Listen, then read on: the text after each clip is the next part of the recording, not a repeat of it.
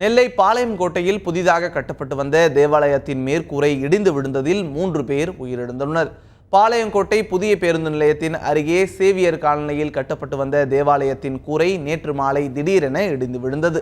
தீயணைப்பு படையினரும் காவல்துறையினரும் சம்பவ இடத்திற்கு விரைந்து சென்று மீட்பு பணியில் ஈடுபட்டனர். இடுபாடுகளில் சிக்கிய எடிசன், ஜஸ்வின் மற்றும் யஷ்வின் ஆகிய 3 தொழிலாளர்கள் உயிரிழந்துள்ளனர். 15 பேர் படுகாயத்துடன் மீட்கப்பட்டு மருத்துவமனையில் அனுமதிக்கப்பட்டுள்ளனர். சம்பவ இடத்திற்கு வந்த மீட்பு பணிகளை பார்வையிட்ட மாவட்ட ஆட்சியர் கருணாகரன் இச்சம்பவம் தொடர்பாக வழக்கு பதிவு செய்து விசாரணை நடத்தப்படும் என தெரிவித்தார். சேவியர் காலனியில் உள்ள ஒரு புதிய சர்ச் பில்டிங்கில் மேற்கூரை அமைக்கும் பணி நடைபெற்று வரும் பொழுது இன்று மாலை சுமார் 8 மணி அளவில் விபத்து நேர்ந்து அந்த மேற்கூரை சரிந்து விழுந்துள்ளது. அதில் காயம்பட்டவர்கள் 9 நபர்கள் உடனடியாக மீட்டெடுக்கப்பட்டு திருநெல்வேலி அரசு மருத்துவமனையில் சிகிச்சை பெற்று வருகின்றார்கள். இந்த விபத்து எப்படி நிகழ்ந்தது என்பது குறித்து கூடுதல் விவரங்கள் தர நேரலையில் காத்திருக்கிறார் எமது நெல்லை செய்தியாளர் தேவானை. தேவானை, சொல்லுங்க, இந்த விபத்து எப்படி நடந்தது? தொழிலாளர்கள் உள்ள எப்படி சிக்கிக்கிட்டாங்க? நெல்லை புதிய பேருந்து நிலையம் அருகே சேவியர் காலனியில் ஓராண்டு காலமாக அந்த தேவாலயமானது கட்டப்பட்டு வருது. இதில் 50 பணியாளர்கள் பணிபுரிந்து வந்த நிலையில், அதாவது நாகர்கோவில், கடையநல்லூர், சாத்தான்குளம் போன்ற பகுதிகளில் இருந்து பணியாளர்களானது இங்கே 50 பேர் பணிபுரிந்து வராங்க. இந்த கான்ட்ராக்டை இந்த ஏரியாவில் உள்ள ஒருத்தரை எடுத்திருக்காரு.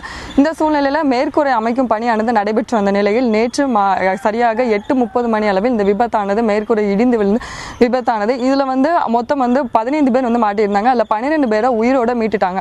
இதனைத் தொடர்ந்து 4 மணி நேர போராட்டத்திற்கு பின்பே இந்த 3 பேரையும் சடலமாக மீட்டாங்க.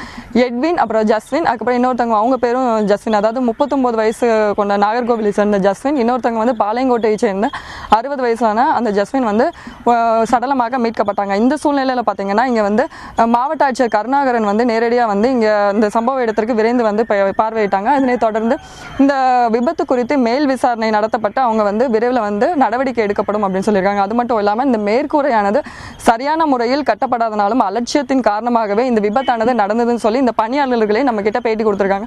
அது மட்டும் இல்லாமல் இதில் ஒழுங்கான முறையிலையும் கவனக்குறைவு காரணமாகவே இந்த விபத்தானது நடைபெற்றிருக்குன்னு சொல்லியிருக்காங்க. அது மட்டும் இல்லாமல் இது குறித்து இந்த விசாரணை நடத்த அவங்க விரைவில் நடவடிக்கை எடுக்கணும்னு சொல்லியிருக்காங்க. இது மட்டும் இல்லாமல் 15 பேர் அரசு மருத்துவமனையில் தற்போது சிகிச்சை பெற்றுட்டு இருக்காங்கன்னு சொல்லலாம்.